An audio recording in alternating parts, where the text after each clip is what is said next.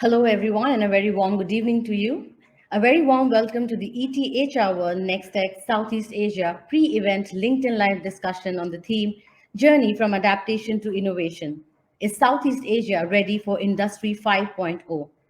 I am Yasmin Taj, editor and head of branded content for ETHR International, and I'm extremely excited to be amongst all of you today. Do let us know where you are joining us from this evening in the chat box. And to those who have missed the buzz about ETHR1 Next Tech Southeast Asia HR Summit, presented by Advantage Club, it is a one of its kind conference conceptualized around the theme Adaptation to Innovation, scheduled for the 8th of December at Sheraton Imperial, Kuala Lumpur, Malaysia.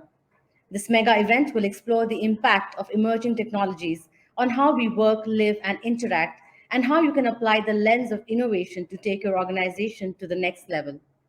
If you have not registered yet, then do visit the website link shared in the chat box and book your seat. Moving on to our panel today, we have a prestigious lineup of HR leaders from the most dynamic organizations in Southeast Asia joining us today. So let me welcome on screen our esteemed panelists. First up, I'd like to introduce Norlida Azmi, Group Chief People Officer for Axiata. Then we have Fong Tuan Chen, who's Senior Executive Vice President, Group Human Capital for Maybank. Next up, we have Sukhveer Singh Ajay, who's Head of People and Culture for Food Panda Malaysia. Next, we have Ravi VS, who's founder, CEO, and Chief Foresight Strategist for School of Future Foresight. Then we have Raj Tanwar, who is CSO and Head HR for Advantage Club. Hi, thank you. Thank you so much for joining us, everyone. Nolida, Ravi, Raj, Fong Tuan, and Ajay. It's a pleasure to have you with us. Great. So before I start the discussion and jump into my first question, I'd also like to request our viewers to keep sharing your thoughts and questions in the comments section. I will keep taking them up during our conversation today. And without further ado, let me start with my first question that I have for all our speakers on the screen today. So the last couple of years has brought about diverse changes in the HR industry. While 2021 was a year of reinventing HR and solidifying its new role, 2022 was all about pushing the boundaries of how HR can add more value. So how would you define the year 2022 for you as the HR leader and your team? And Nolida, since you're the only lady in the panelists, I'll come to you first. Honored to be the first amongst all these great gentlemen. Thank you, Yasmin. And like you said, adaptation to innovation, what it has been for 2022 as a leader, it really has been very exciting. If you ask for personal traits of as a leader and the team, is how do we move at pace, if not ahead, of those that we are enabling. We find that we need new solutions for our products and for our customers, and how do we therefore upskill and get the people up. So I think one of the things that has happened as a HR leader in the team is, can we pace up? Has our business acumen totally been sharpened on a dynamic basis? And therefore, I believe that this year has been, apart from the pivot, is trying to measure those returns on how HR has partnered, because the accountability is higher. I think we're at the top table, we're defining strategy, but how do you measure the impact? That's what I would say for the opening. Thank you, Yasmin. Thank you, Nola. That was a very interesting comment. I do agree that if you can't be ahead, at least be at pace with the changes that are happening around. And HR is at the forefront, at the center of all the change and transformation that is happening. So a great times for HR leaders to be in, I must say. I'd like to come to you, Fong Tuan. What are your thoughts on that? Hi, thank you, Yasmin. Well, going second is not as bad as going last, so it's not too bad. I think 2021, you're right, is we were just coming out of the pandemic, and we all of us thought that 2022 would be much better. And actually, at least for us, 2022 has been even more challenging, because not only we are rebounding from the pandemic, we also have tremendous geopolitical tensions. Severe inflation, and for Malaysia, additional turbulence, because we had to go through political turmoil as well, because we just completed our general election last weekend, and now after a couple of days, more than a couple of days, we have a government. I think 2023 would be more interesting. I can tell you 2022 for us is just grappling with all these changes. Just holding on to dear life, hoping that we would come out of it positively, which interestingly, HR has always wanted to be on the table or at the table, not only that we were at the table, we were the table for much of 2020. Much of 2020 and 2021 expectation were higher. Now 2022, the expectation of HR is it's business as usual. We should be doing what we were already doing much better from before. True. But I can tell you, unfortunately, there are, as what Nolita said, keeping pace was already a challenge. Now, people are expecting, our CEOs and the boards are expecting us to be ahead of the game. We should be preempting all this. We should be understanding this before everybody else. And that will be the challenge going forward. I think 2022 is a good stepping platform for us to be even more influential in 2023 and beyond. Great points again, Pongton. I totally agree with you. We are the table right now. HR has been in the center, as I said earlier, also. And as you said, the challenges will continue to be there. Disruptions will keep happening. If the pandemic got over, there were other disruptions that keep coming. And we will have to keep preparing ourselves to keep facing these as we go on. So great points there. Ajay, what are your thoughts on that? How has 2022 been for you? Thanks, Yasmin. So I think very much aligned with my fellow speakers today. 2022 has been a year of it's been a very interesting year for us to say the least at Food Panda. 2020, 2021 saw us developing things which we basically had very little time to conceptualize, right? And 2022 saw us solidifying whatever we had developed over the course of the last 2 years, right? I think Norlita said something very interesting about upskilling and making sure that you are able to sort of like keep up to those great legacies that we came up with. Right? I think many different organizations became like just ridiculously creative over the last 2 years. Like just building things out of thin air, right? While working remotely. And 2022 was the real test of, it was the real barometer to see whether or not those things were going to be sustainable, right? So as a leader, together with the team, it was super important to see whether or not those things, the concepts, the models that we had created was going to be sustainable, and whether or not it made sense in the evolving world of work, right? So that was 2022 in a nutshell, and I think a lot of us have spoken about HR being the table.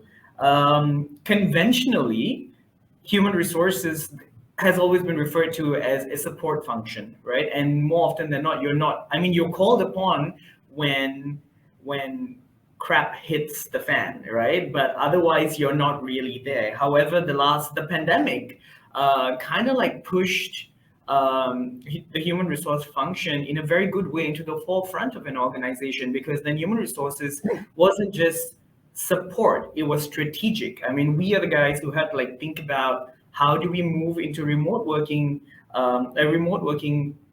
like model overnight, I think, for a lot of us, right? And I think back in the day, working remotely used to be a benefit. I think a lot of us are like, oh, I have like remote working benefits. I can work from Timbuktu as long as I have like, a good internet connection. And then boom, the pandemic comes in, and like we all had to work remotely to stay alive, right?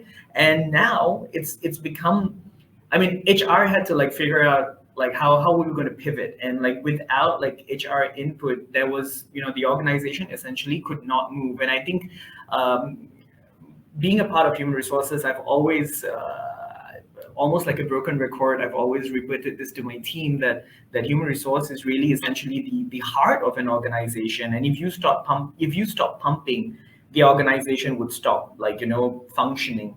But while I said it sounded nice in theory, but the pandemic really brought that, made it very real. So yes, we've become the table. 2022 has been a year of like, the 2020 and 2021 were 2 years of trial, and then 2022 was like solidifying like all of your experiments. So I feel like 2022 was, like Fong Tuan has said, it was the real test. Like coming back into a hybrid work model, seeing people dealing with all of the different challenges that we've had to deal with in the local landscape in Malaysia, right? Political, economic, and also moving up into like 2023 and things which are going to come our way. So I feel like 2022 has been a very interesting year.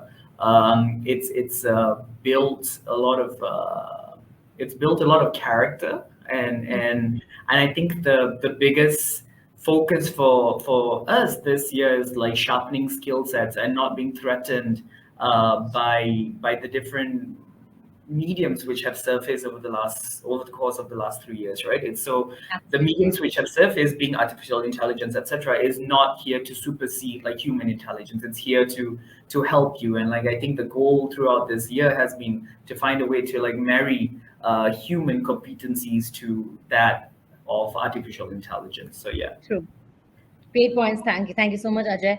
I think I also totally agree with you that 2020 and 2021 were more about adaptation, and that's what our theme for the conference is also. We were adapting to the changes that were happening to us, but 2022 became about how do you now sustain that? How do you solidify? How do you innovate more on that? And HR's role became all the more important during this time. So thanks for sharing that. Raj, what are your thoughts on 2022 and how has it been for you? Yasmin, individually for me as a HR leader, and obviously now I'm a part of the business as a chief strategy officer. Since I work with more than 1,000 clients globally, I have seen 2022, 2021, and 22 slightly differently. And I'd say that up till year 2021, it was more of volatility and uncertainty because the pandemic hit and we did not know what to do. There's a lot of uncertainty, volatility that was happening. But year 2022 added the rest of CNA, which is complexity and ambiguity. And what happened that I have seen, there's a dramatic shift that happened from an HR strategic point of view, where the lot of employees who were wanting and a lot of employers who were offering employee engagement as an offering, they've moved from employee engagement to employee experience. There are a lot of employers who were talking about DEI at the core of the HR strategy. They moved from DEI to belongingness as a larger frame. I have seen employers talking about a brand, but from there they move to competitive edge. A lot been talked about in year 2021 about well-being. 2022 employees started talking about and employers started talking about holistic care. What I mean by that is that well-being, everybody said, but well-being means different things to different people. For somebody, going to a gym is well-being. For somebody, maybe listening to a great music is well-being. So well-being means different things to different people. There are 8 dimensions of social well-being. We all know, well-being. We all know that social is one of them. The another shift that I saw is from a typical performance management system to moving over to a reward and recognition, which is making people feel good. From a typical benefit model to a flexi benefit model, from our rigid models and policies to hybrid policies. So what I would say in short, I have seen a larger focus on 3 Ps, which is people first, followed by certainly profits, and not needless to say, planet. I have seen a lot of focus around society. I've seen a lot of focus around helping others, ESG at the center of HR strategy. So I feel that 2022 has been a year of learning and it marries very well with the goal that we have set for us for Industrial 5.0. So that's my view. Great to know that, and I'm happy to see that how organizations and progressive organizations here in Malaysia and all over Southeast Asia are gearing up for this kind of a transformation going forward. While again we adapted to what happened, next step forward, focusing on what are the 3 goals that you said very nicely. It was people, it was profit, it was planet. If I may add purpose also, because a lot of you people are looking for purpose at work. So if these are the core pillars, if companies can focus upon, that's how the future will be shaped. So that's great thoughts. Indeed. Thanks, Raj. Ravi, coming to you now, last but not the least, but what are your thoughts on this?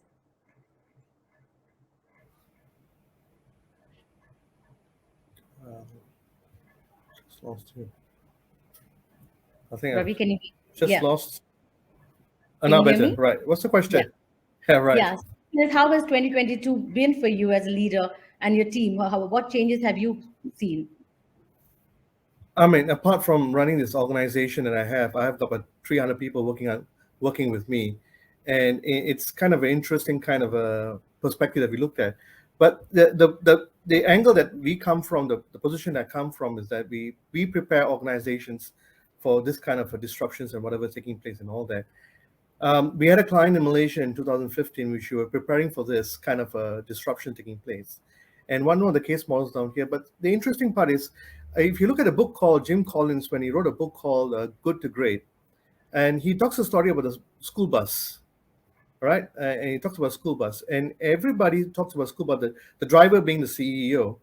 And what I realized from the and whether you have the right people on the right bus, on the wrong people off the bus, it talks about whether people sitting in the right bus on the seats of the bus. But there's one area that we have that I've noticed in HR leaders in year 2021 and 22 is that the HR leaders have become the bus conductor. Jim Collins doesn't speak about bus conductors. Now I've seen HR leaders playing the bus conductor. They are playing a very strategic role, and they're doing it very fast. The turnaround speed that they've come up in the last 21, 22 is amazing to see what they have done. And the next stage is the data. We need to get the data. If we don't have the data, it's going to be a waste. These 2 years, the amount of data that is collected, but I mean, the HR leaders that you have there, Nolita and Feng Tuan and Jay and Raj down there, that needs to be collected, and what we can see from the data, that will be a powerful library for HR leaders coming forth the coming years. Great points, Ravi. I must say yes. Data. I think a lot of focus has been put on data, especially while we are working in hybrid, remote workspaces. There are lots of people across the globe working for you. How do you make use of the data that you're getting, and what insights do you get out of that? How do you make use of those insights? I think that's going to be very, very important because people will continue to be our focus here. How do we make sure that we use that data to use and those insights coming out from the data to create experiences for our people that are worthwhile? So thanks, Ravi. Great point shared there. Moving on to my next question, and we were talking about how people, are a huge focus for organizations going forward. It's about, future-proofing your employees. How do you prepare for the next disruption? How do you prepare your people for that? So my question is, how is your organization, and how should organizations work on their people strategy in the new world of work? Any best practices that you would like to share? Raj, I'd like to come to you first this time. You're on mute, Raj. I'm sorry, I hope you can hear me. Yes. So the emergence of Industry 5.0 has brought in a fundamental shift, and that shift is seen in the HR strategy too. And I'll share a couple of the best practices. To begin with, we have seen a complete shift from economic value to social value, from welfare to well-being. And this larger focus that you see is predominantly happening because of three things that I see in the strategic move. One is human-centric strategy design, the second is resilient strategy, and the third is sustainable. When I say human strategic centric design, is that what is happening that there was a time when people were working for organizations, but now what is happening, organizations is working for people, because organization is making sure that people well-being is at the forefront, they are developed on time, they are retained, they see a career growth, and finally, and most important, they feel belongingness at work. So what has started happening, that the strategy is more human-centric design, and they feel a lot more valued. And people, where they feel valued and where they feel there is a purpose, there is a future, they stay there. So that's one shift that I see. The second is resilient, and where I come in from there is that I have seen organizations which stood this time. They became very flexible, agile. They became a very motive-driven organization. And once the motive are very clear, the entire ecosystem revolves and they match it. And the third and last important is sustainable. We need to make sure that there are planetary boundaries which are very well defined. Profits are not only the end mean of achieving it, and people read through it. And they make sure that if you are not aligned to the society larger objective, they stop working for you. We've seen in enough and more organizations. Now, let me tell you what is happening fundamentally, how things are changing. Hybrids, and I would say very often flexis, are the future of HR strategic change. What I mean by that, there was a time when learning used to be very rigid in terms of what is supposed to be taught. Learning have become completely flexible. That means my time, my device, my topic, and my choice. And we see enough number of marketplaces, solutions which are available today where learning is happening and learning engagement scores are as high as 80%, which are unheard of. People are learning from playing guitar to Web 3.0, robotics, and what's not. Everything is happening in name of learning. Same thing is happening with reward. Same thing. So what is happening? Same thing is happening with benefits. There was a time when benefits were offered as a bucket and people were supposed to pick out of the bucket. But now it is flexible. My choice, my money, my time. The same is exactly happening in wellness. I gave you an example a couple of minutes back. The second part is hybrids. When I say hybrids, means how is it emerging? The best practices that are emerging is even compensation. There are hybrids. There are people who are taking part of compensation as money, but part of compensation they're investing in their own future growth. And I have seen as a part of our platform that a lot of people who choose to learn and pick up more courses other than just taking money in salary. That's one. Second is hybrid. We all know in terms of work model what is happening. People working from home, working from office. Hybrids are not going to stop. They're going to be future furthermore. When we even look at employment models, there was a time when there was a full-time model and there's a contractual model. There are concepts like moonlighting, which are already come and talked about in everywhere. So there are a lot of things which are changing, but at the same time, the organization, which I say very often, remain focused on these three aspects. And fourth, you beautifully added, which is people, profit, planet, and purpose. They are the one which are going to stay in longer run. So that's my view on the strategic point and how things are changing. Nature's. Great points, Raj. I think that the whole point about how human centric your strategy has to be, and how people are no longer working for you, organizations are working for people now. So it's all about the focus around people. How do you take care of them? How do you make them feel the the sense of belongingness? How do you bring that in? How do you map their career journeys? How do you align their goals to your own organizational goals? I think those are going to be very, very important. So great points, Raj. Ajay, any thoughts around this? What kind of people strategy are you looking at? You work for an organization which has thousands of employees. Yeah, so I think Raj has like nailed it, right? I think it's there's been a paradigm shift here. It's no longer what you want, but more of what your team wants at this point, right? Like, so I think what Raj has said is just beautifully put together. We are no longer a people serving organization. We are now organization serving people. So it is very, very important to understand, for me in particular, my people strategy at the moment is one that is human centric, it's resilient, and it must be sustainable. Now I think I,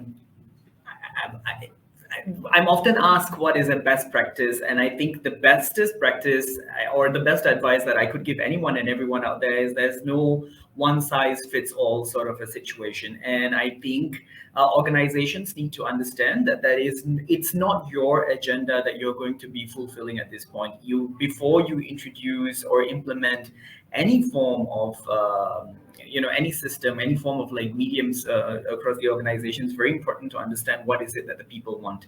I think Raj also mentioned something very interesting on good work, right? That's the term that I use in building my framework here. And value has to be, I think, jobs right now, your professional capacity must add value also to your personal capacity, right? So building an organization that adds value to an individual both on both platforms, professional as well as personal, is super important at this point. Because if something does not add value to an individual, then I think this whole thing, it ties into like what we've experienced over the course of the last 3 years, right? Time has become so valuable, and like people no longer want to spend, or rather, I think the term that I use quite loosely right now is waste, right? Like people no longer want to waste their time commuting in traffic, being stuck at a 9 to 6 job anymore, unless they feel like it adds value to them as an individual and as a professional. So good work is super important, and like it's very important that managers are entrusted with that sort of ownership right now to make sure that the people in their respective teams feel like they're adding value to themselves by performing a task at work. It's not adding value to the organization anymore, right? So I think making sure that it's human centric, making sure that it's sustainable, it's resilient, those are like the people strategic initiatives that are in place for us right now. Good value is super important, and value cannot just be in a professional context right now. It has to also apply to their personal lives. So Exactly. if as an organization, if we're able to look at these things holistically, then we will be able to retain the headcount. But again, I say all this with a caveat of like, there's no one size fit all approach here, right? You need to assess everything depending on the demographic that you're dealing with, because we're dealing with people who have developed new passions, skills, and what have you during the pandemic, to like the new age of job seekers coming into the employment landscape. So everyone wants different things. Parents want different things. The millennials want different things. Mothers returning to work want different things right now. People who started individual business throughout the pandemic want different things. So it's super important that we understand uh, what is applicable to who. I mean, everyone talks about flexible or hybrid working right now, but a very simple question to everyone who works in the HR space is the hybrid work model something which is applicable to everyone and anyone? Can it work for everyone? No. Like the guys who work in operations, it's not going to be applicable to them, right? So how do we then incentivize them for missing out on this hybrid work system? So it's super important that we Yeah. evaluate the whole thing and make sure it's sustainable. Yeah. Great points again, Ajay. I think I love the value about adding Yes, value. ma'am. Yes, Uh, yes, sir. Can Please. I add something? What Raj and Ajay has shared, based on the work that we do, that's a black hole.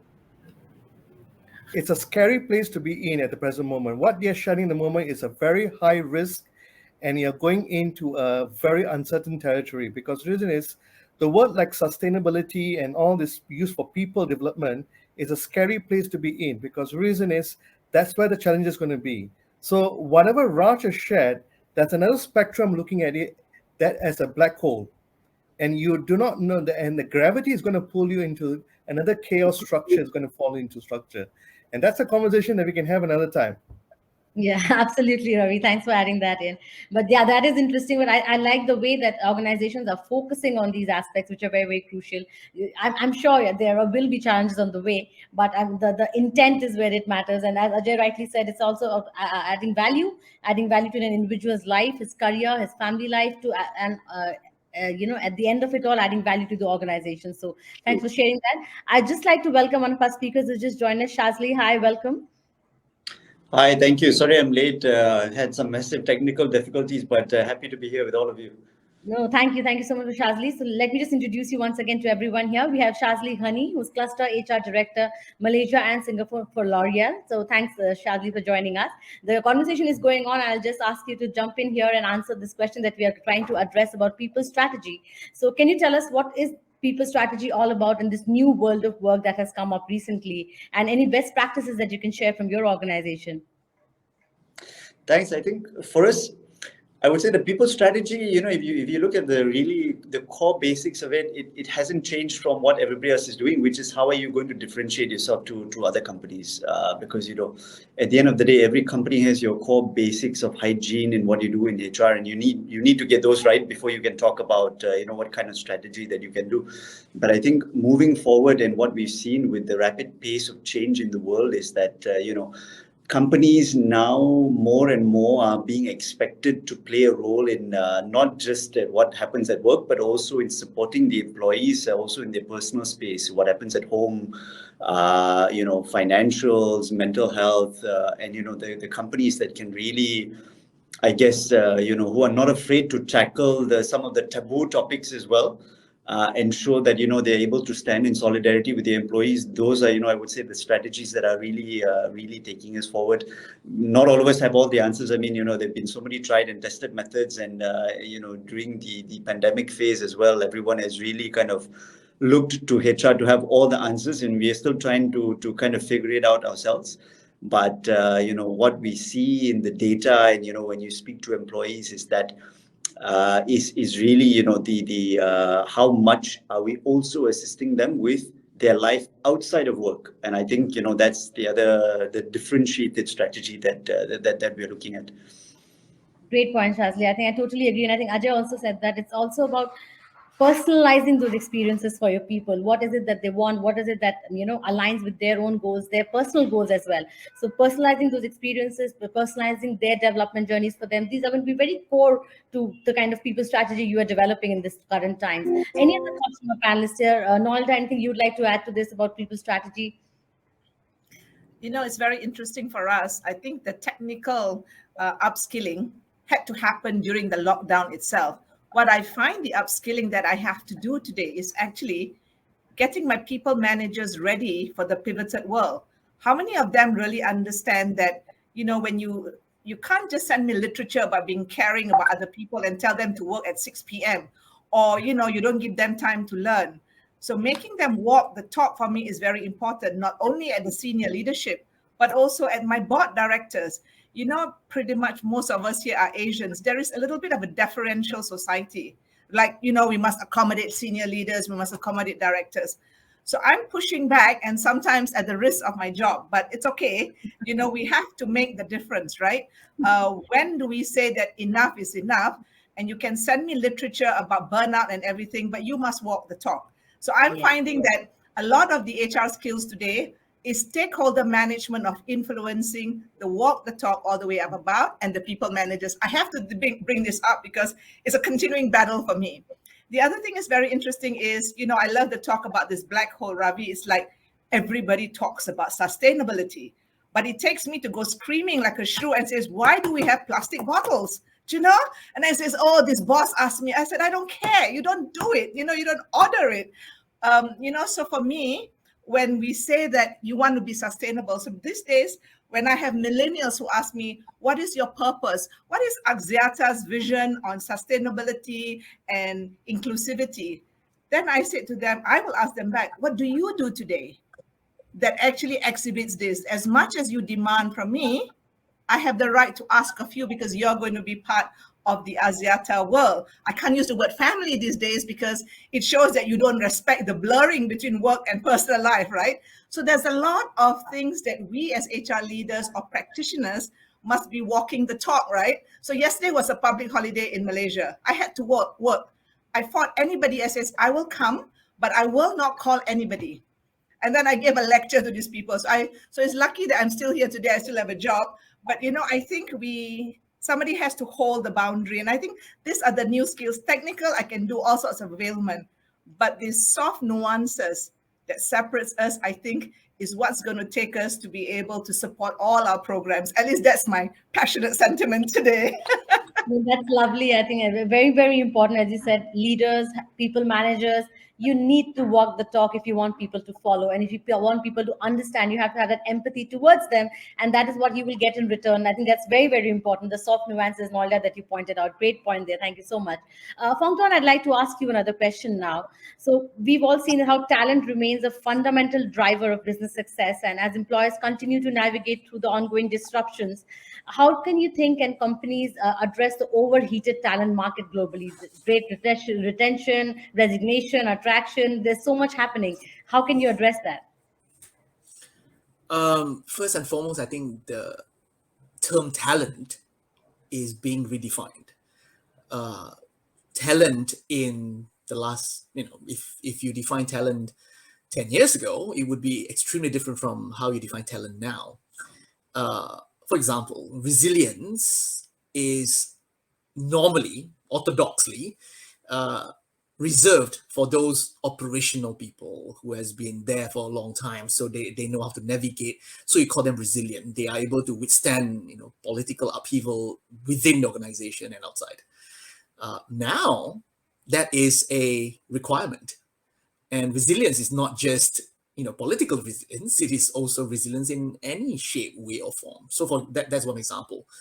Type A personality, which I call those who are aggressive, the typical personality that when we go to assessment centers, we will choose them because they are the ones who speak. They are the ones who are ambitious. They are the ones who put their minds and their ideas forward. Now we are rethinking,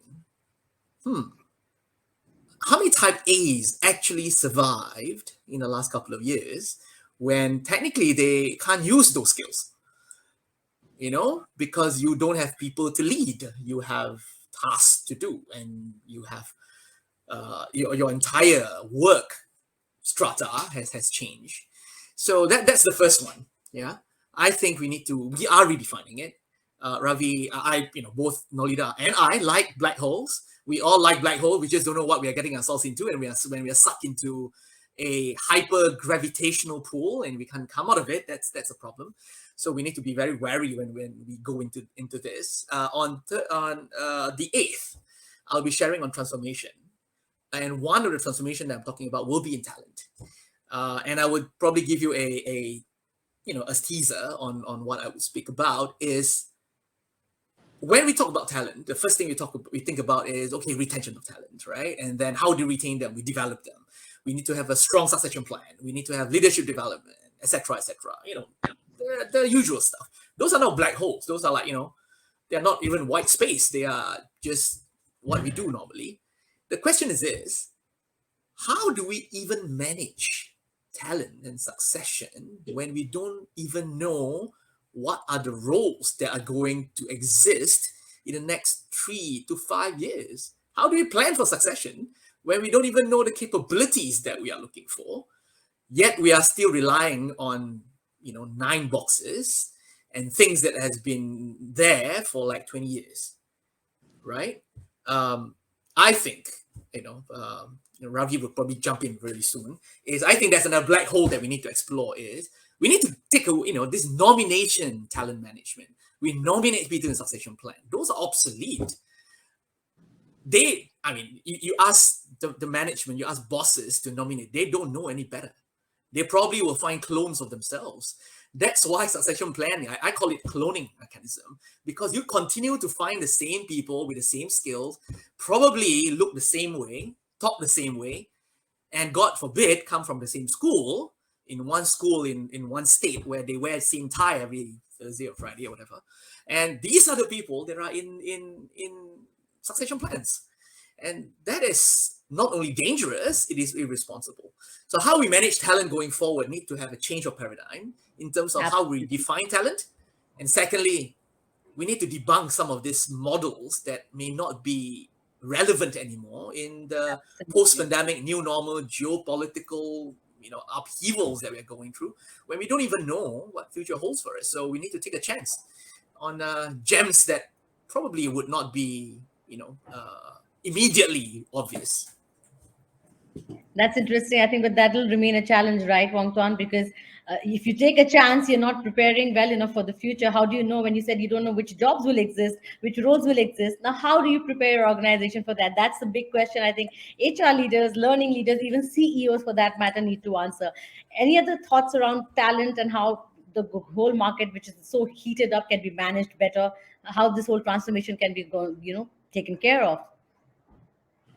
Anyone in the Yeah, panel so here? I'll add on to that, and I think I'm very much aligned with Fong Tuan again here, right? Like, because conventionally we would look at people who are who come from like Ivy League schools, etc. With really good GPs and like very good like grades to occupy the map in our succession plan.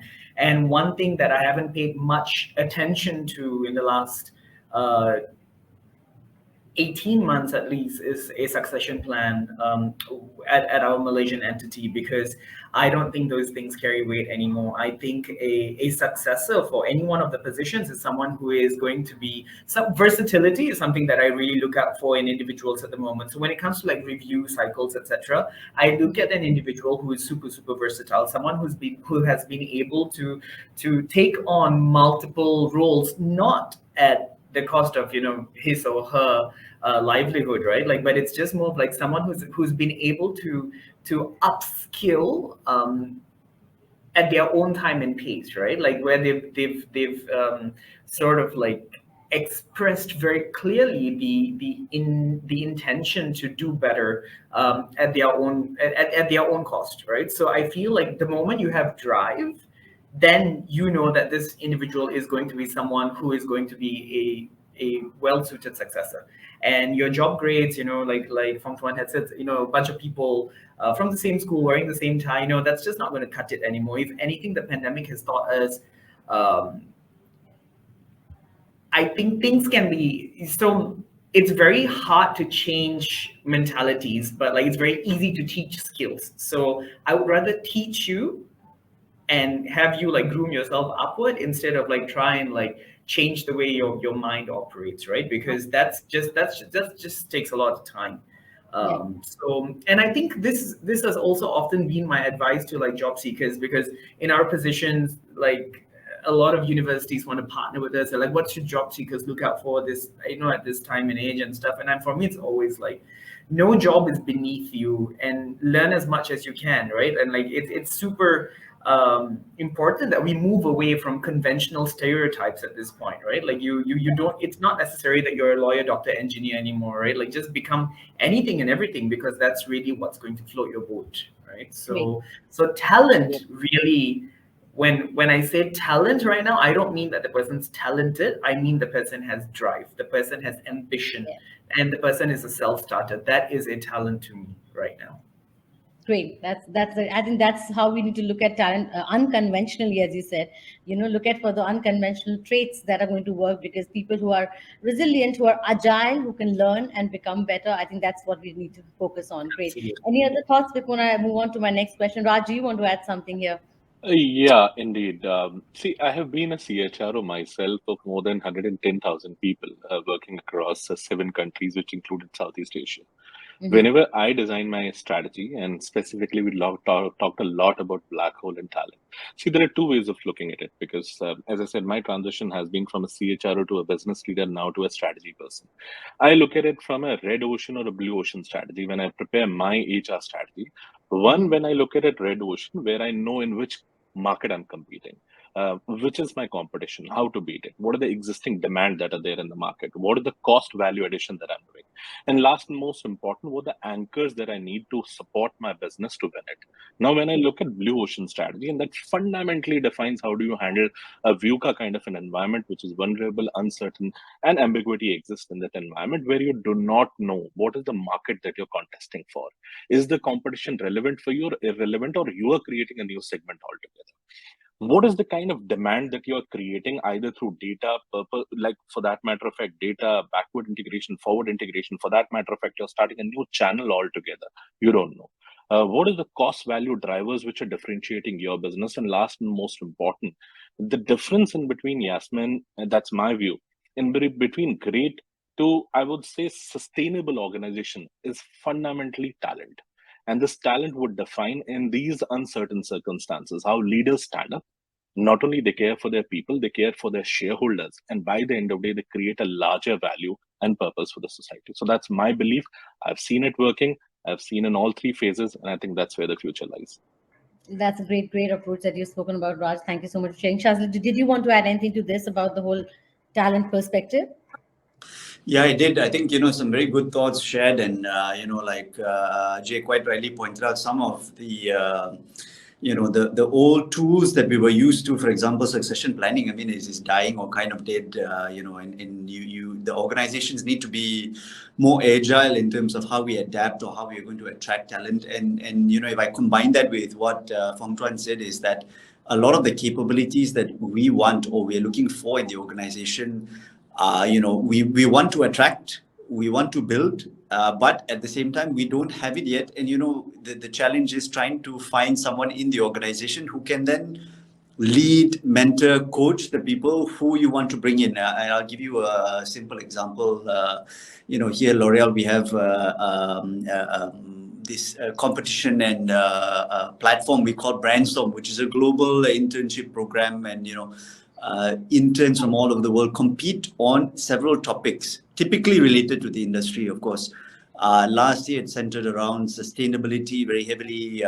And this year, if I look at the topics, it's AR, augmented reality, artificial intelligence, metaverse, things like beauty technology, virtual try-on, because the world of cosmetics makeup has evolved. People would go into a store, you would try it on. Now you don't need to. You upload a picture of yourself onto the website, and you can try infinite number of shades of lipstick.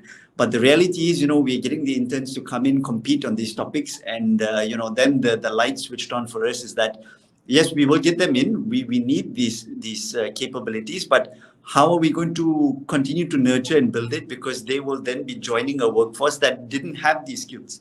So that the classic approach of, okay, you assign someone a coach, you assign someone a mentor, or you put them into a traditional training program, it's not going to work. So we are now kind of, really pushing ourselves to see how we are going to change, revolutionize this, because we need these skills at the end of the day. We need to find some way to nurture it, and it needs to continue to stay relevant and help us push the boundaries. So I would say that's the really the key challenge that's going to keep me up at night for the next couple of years at least. That's very interesting. I think the entire aspect of talent transformation that we're talking about, it actually starts from firstly identifying the kind of talent you want, looking again, acquiring that kind of talent, then developing that kind of talent, and finally retaining that kind of talent. So that's the whole, the whole spectrum of talent transformation today, and leaders have to look at that in that ways. Moving on to, I think in the interest of time, I'm moving on to my final question for this discussion, though we could have gone on. We are talking a lot about an impending recession. 2023, everyone's talking. While there were whispers going around, now it's becoming a little more clearer that it is going to be a year that could be the year of recession. And also, how will HR transform accordingly? So my question to you, all our leaders, I'll ask all our speakers to add on to here. As we move out of the pandemic, the economy is expected to enter a recession. What are some challenges that the recession might pose for HR functions, especially? And secondly, what, according to you, would be the new rules of HR and work, especially in your market, in this new world of work? And Ravi, I'd like to hear you first now. You're on mute. Yeah, yeah. Yeah, right. Okay. Based on what we have done and what we have seen across globally, right? Three information. Since the Second World War, whatever has happened just before COVID-19, whatever you have learned is no more relevant. Right? Things have changed. You have to rewrite your playbook, number one. And the entire playbook has been rewritten again. Number two, the recession, yes, everybody speaks about the Great Recession, and Malaysia is going to be the real dip or something like that. That's the conversation taking place. The playbook has to be written. I think the COVID-19 is a big example, and most of us have actually learned from that. I think most of the HR leaders have actually gained their insights. They know they are well prepared for it. I've seen them happening. Number three, succession planning. When you're at work, you need to look at foresight planning. All right, that's the third fundamental. Foresight planning is important. And number four, data. Need to get your data. All right, the data contains a lot of noise. You need to know where the noise is and extract the noise, and that will give you the solution that you're looking for. Great points, very rightly would. Ravi, I'd quickly come to you. Nonida, what are your thoughts about, firstly, the impending recession, how it will impact the HR function, and then what will be the new rules of HR? I think trying to protect jobs is going to be very key. And therefore, modes of engagement that at least where the people who wants to work as gig workers and part-time or contract people should not be saying, do I give 50% of benefits if they only work 50%? Come on, we've been debating this for the last 10 years. Get on with it. Give some formula, you'll win some and you'll lose some. Jobs recrafting will ensure also that it gets up. So I think these are the things that we already have to do in the digital space, right? I think we have learned early enough that data is really important. One of the topics I had at one of my conferences was how to keep the CFO happy. We want investment in our HR programs, right? So yes. Then, and maybe the mindset, we always talk about business acumen, like what does it really mean? And I'm saying is, can my HR colleagues really articulate a narrative that the CFO said, okay, so it's very simple, right? If you don't want to give me the money, it's okay, but understand their repercussions. And I think what the new rules of HR and work is, how do we really incorporate our employees' voices into the solutions that we talk about? Recently somebody talked about the black hole of sustainability. Today we had a session, oh my God, and I'm thinking, as great as you think you are, we have not heard enough. Hearing a 25-year-old perspective on what DEIB, because now it's no longer diversity, equity, and inclusion. It's not enough, right? You have to have a sense of belonging. I'm like, okay, the rules change for us as HR leaders, but you know what? I think it's going to be an exciting journey. And I think what this has really given us, the reset, is just an acceleration to do things. And I agree with Fong Tuan. I hate this talent management, succession management. I actually don't really believe that org structures, if you don't have succession, are really going to work, because we talk about agility, right? And then they audit you and say, oh my God, your job description doesn't match your KPI. I'm like, seriously? We are so out of whack. So I think the alignment is not just amongst HR, I think we have to bring the business people into these conversations. Don't audit me that my JD don't miss my KPI because you want me to be flexible and agile. So I think Yeah. it's going to be a little bit of continuation to 2023 of alignment. I think the Yeah. HR people have pretty much, how do we build the alignment? Those are the new rules of engagement. I see more courageous conversations that HR is really about the business. Great. Thank you. Thank you so much, Maulida. Fongtuan, I'd like to hear you next. Uh, okay. Firstly, is recession, right? Well, recessionary pressures, it's cyclical anyway. So if anybody said like, oh, 2023 is going to be bad, and well, be real. Every 5, 6, 10 years, a big one comes every decade. A mini cycle comes every 3 years. So it's going to happen anyway. Well, companies continue to grow. People continue to have jobs. So we shouldn't be overly, just excited or obsessed with what should be done because of the pressures. Now, what we should be doing is ensuring, like what Nolita said, that our people are equipped. Therefore, jobs are then, organizations should not be protecting those jobs. The people themselves have to protect their own jobs by continue to build and equip themselves and upskill, right? And we provide a platform so that they are able to get that required skills at the required time. So that's what I think. From a playbook perspective, I think HR and business, there's also there's a need to blur that line. I think business is HR, HR is business, and there is no distinction. When we put the distinction in, that's when the audits will come in and said, well, you got to get this done, and businesses said like, your job is to support me. And interestingly, businesses have only two things that they want HR to do, regardless of all of us are trying to say we need to be strategic and so on. But deep down inside, whatever they say, and deep down inside, they just need us to do two things: one, hire people, and fire people. That's it. Because they are the businesses think that they are the best HR people, that they don't have to go to school to do HR. So they think they are the best HR people around, because they don't like to fire people because it's tough conversations, and in case they do it, they may end up in court. So they ask us to do it.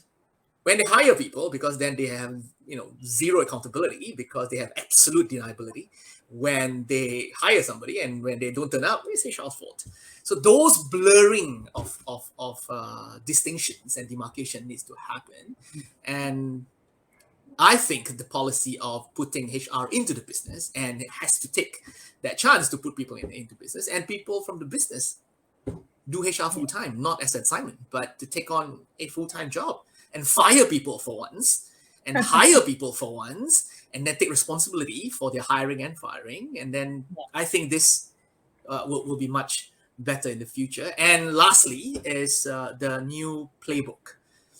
I think the playbook for HR is not even a HR playbook. It is entirely a sustainability playbook, and it's a black hole. And Nolita was saying it's no longer DEI, right? It's no diversity, equity, or inclusion, because at its purpose there is other things, engagement and so on. I'm a Star Wars fan, so I normally call DEI. I don't use that in that particular sequence. I call it EDI, and there's a J in front of the EDI, so it becomes a Jedi. Yes. So it is justice first, then equity, then diversity, then inclusion, but justice first. And that is where I think our challenge is, to ensure not only equitable across, but justice needs to be seen to be done as Absolutely. well. Doing it at the back end, like what HR does normally, is insufficient. We need to be at the forefront, showing that some of this stuff are being seen to be done. I think that's our challenge, and I really, really hope that going forward, 2023, 2024, all of us have the courage, have the gumption to get this done and stand up to the CEOs and the boards to do what's right for the organization, for our people, not just for the company. Great points. Thank you, Fongtuan. Thank you so much. Yes, Raj. I am loving this. The thoughts that are coming all across, simply awesome, amazing. It took me back to almost a decade back when I was the CHR of a pharma company. And I was meeting my CEO, and I was like presenting him the HR strategy, saying that, hey, this is the best HR strategy that I have prepared in my career. And then here it goes. So at that point of time, we used to prepare HR strategies in, kind of old PPT versions and some papers. So I gave it to him, and he kept all the papers aside. I said, what happened? Why did you keep them aside? He said, do you know the business that I'm in? I said, yeah, we know. We are in pharma. So he said, when people are happy, they party hard, they need medicines. When people are sad, they get grim and they need medicines. So I'm in a relevant business where there is a recession or there is no recessions. Medicines are going to sell. And first, let's understand the business that we are in. And believe you me, that changed my whole perspective as an HR leader. It's the same world today that we are in. On one side, we are talking about what a beautiful dichotomy that we are in. We are talking about lockdown in China. On the other side, we are talking about economies opening up. On one side, we are talking about retention, great resignation. On the other side, we are firing people. We know what's happening all across, including Twitter. On one side, we are talking about talent availability is not there. On the other side, we are talking about layoffs that are happening. We are talking about job safety on the other side, and concepts like quiet quitting are already troubling us. We are into a very different kind of an arena.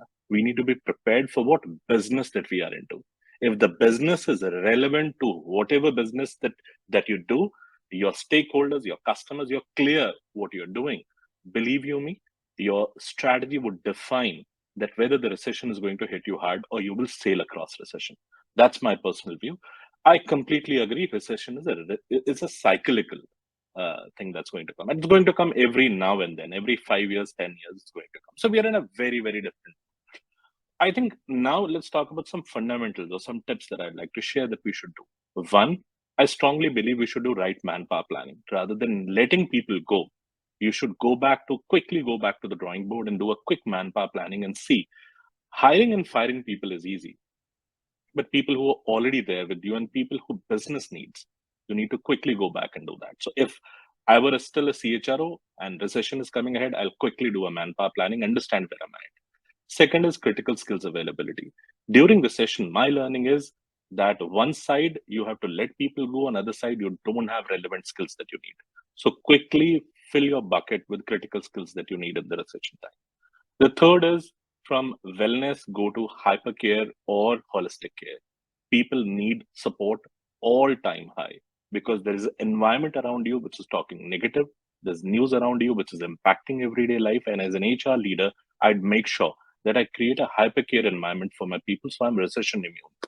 Internal communication has to be all time best. People should be able to connect with you and understand what is happening in my organization. Believe you me, most of the time recession impacts you the most because people don't even know what is happening in the organization, how well you are prepared. So if you do that, great, thumbs up for that. There are two more factors I would add. One, tech infusion sometimes saves and helps in recession, and there are lot many case studies and lot many my own personal experience which are there. But last and most important, whenever even you let a person go, let the person go with a lot of respect. Do your best, whatever you can do.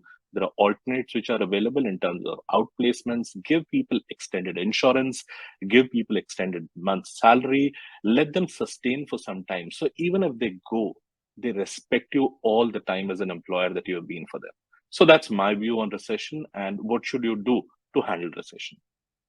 Thank you, Raj. Very nicely put together. Thank you. Coming to you, Shazli. Yeah, I think Raj really captured a lot of key important points, especially around communication and how we're supporting employees through it. And if you think back to it, what really happens during a recession? Everybody tightens their belts, which unfortunately is quite counterintuitive to what would get the economy out of inflation. But we've discussed the business angle. The other angle that I also like to employ is really what's going on through the mind of the employee during a period like this, a recession, a slowdown. And I think there's been no greater teacher for us than the pandemic itself. What we are going to employ or what we expected to employ is things that we have already seen and encountered during the recession. We did not cut salaries, we kept people in employment. But more than that is the behavior changes that happen. And this is linking back to what I said earlier about, topics that are probably more taboo that, we don't typically touch on a normal basis. But, even COVID forced us to look at that. before that, how many companies really looked at employee assistance programs or mental health programs for the employees? And then, with COVID, that became, something that was a must-have, and not even a kind of a testing phase and something that companies need to provide to employees. But what you also see, if you look at the data during periods of recession, is not only mental health gets affected. Financially, of course, people then go into a lot of trouble, and especially if you have, I would say, your frontline staff are the ones that are the most impacted by something like this, and they're the ones who are, I would say, probably also the most likely to get into financial difficulties, who will then resort to, looking for sources of money to tide them over elsewhere, and if they don't do it right, that lends them into more trouble. Then that trouble hangs on them. They bring it into the workplace, and so which is why I said, all more and more employees or employers are starting to be seen as, how can we help employees through this period so that they don't have, that negative impact from their personal front, brought into the company as well. There are also other things, taboo subjects in Asia, like, a very good classic example is things like domestic violence, for example. And so, globally, we talked about implementing a policy in countries that, how do we put in place a structure to support employees who might be facing something like this, because, all too often it happens, but here we don't want to talk about it. And that was the same for things like, mental health support as well. So I think if we are not ready to kind of tackle these difficult conversations, put it on the table and tell the employees that, look, we are here to support you through all these, and these you typically see spiking through, a recession, through a crisis. Then it's I would say less easy to sleep at night saying, what, we've done our best for our employees. So I think that's another angle that, if we are not diving into the mindset of what the employees experiencing during periods such as this, then sometimes we might miss the mark. Right, but yeah, that's my 2 cents worth on how we tackle these kind of critical moments. Great, thanks, Shazli. Ajay, finally, it's your turn. So sorry, I was on mute. Yeah, so I think focusing just solely on the recession, what I feel what you focus on grows, and like it's going to be quite an interesting time for us to manage the things that we have already implemented as HR practitioners, while also juggling the uncertainty of the recession that we're going to be, stepping into. So if I want to focus on, if I just was to pinpoint on, the kind of foreseeable challenges, is being able to maintain and upkeep the things that we've already implemented. So I think in the last 2 years, all organizations became very, very generous with the kind of things and that we were able to extend to our employees, right? Like the focus moved a lot to mental health, for instance, right? Like and well-being was something like Raj said earlier. It's not just economic or material, it's really holistic, right? Like, so it's holistic well-being is something which is very important. So right now, in light of the recession, it's super important for HR leaders to reevaluate things that are good to have, must-haves, and nice to have, right? Like, so these are 3 different buckets which I am just going to be focusing my my time on, right? Like, because it is very important that your organization remains relevant, and while all of the things that you've implemented are still sustainable.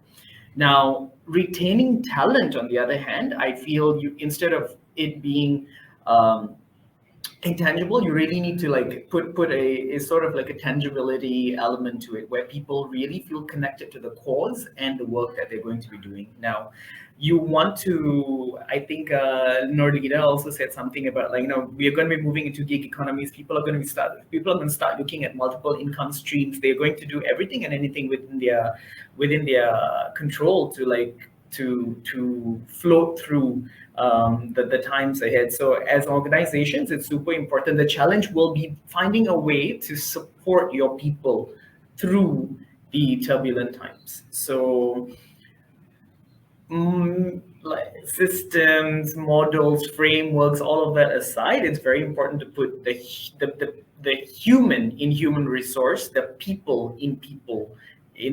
in the year that's going to come. So that's just going to be my focus. I'm keeping it very simple, keeping it very chic.